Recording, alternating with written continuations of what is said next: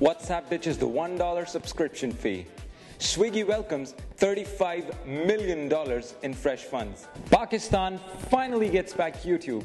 And Apple, Microsoft and other Silicon Valley giant suppliers implicated for child labor. And we've got a lot more.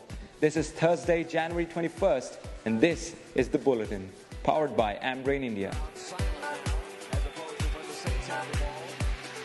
And so guys, the inevitable has finally happened. WhatsApp CEO Zhang Kong has announced that the company won't be charging you those 55 rupees after all. The decision perhaps comes in the wake of a realization that the current business model isn't particularly likely to endear to all of its 900 million odd users. As for the revenues, the company is likely to go the messenger way, monetize businesses and corporate communications. Kong said, quotes, "Starting this year, we will test tools that allow you to use WhatsApp to communicate with businesses and organizations that you want to hear from." Oh, the wholly on-demand economy. Looks like despite all those layoffs and company closures, investors are still ready to test the food delivery waters. And in that respect, Swiggy just gulped in a massive $35 million in a fresh round. The round was led by existing investors Safe Partners, Axel Partners and Norwest Venture Partners. Reportedly, Russian billionaire Yuri Miller's DST Global was also a part of it. Swiggy will use these funds to hire experienced senior management team, strengthen its technology and build its brand. Looks like after almost 3 years of a complete ban, Google and the Pakistani government have finally reached a consensus, thus resulting in the Pakistani populace finally getting access to YouTube. As to how that happened, well, Google has agreed to produce a newer version of YouTube, which will allow the Pakistan Telecommunications Authority to ban offending content from becoming public. Google has also provided the PTA with special web access for the same. And there arise fresh troubles for almost every silicon-using Silicon Valley tech giant out there.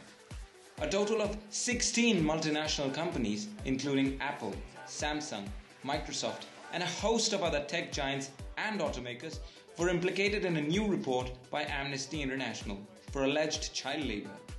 The report talks about apparent child labor practices in cobalt mining in the Democratic Republic of Congo, where children have been working in hazardous conditions and even in between schools. Alright, now let's quickly catch up with some funding stories from the past 3 days. Affordable women hygiene products maker Subtle Designs has landed an undisclosed amount in an angel round from a couple of investors. This startup has developed a new low-cost process for manufacturing sanitary napkins at a decentralized level. Online B2B marketplace for industrial supplies, IndustryBuying.com, has raised a fresh $1.7 million in debt financing from Trifecta Capital. The startup till date has raised close to $11 million and counts Safe Partners and Kalari Capital as its investors. IndusOS, earlier known as First Touch, which is a forked version of the Android for first-time smartphone users in the emerging market, has secured $5 million in a round led by Omidyar Network. The startup's vision is to build an end-to-end ecosystem to bridge the digital divide and bring emerging markets on the information highway. College Dunya, an online platform which provides information of more than 20,000 colleges and schools, has raised $450,000 from Gaadi.com co-founder Umang Kumar. Daily Objects, which is an e-commerce platform for your smartphones and other gadget accessories, has raised $1.3 million from Ronnie Screwwala's Unilaser Ventures. Interestingly though, the startup will use this newly raised money to foray into the offline market space.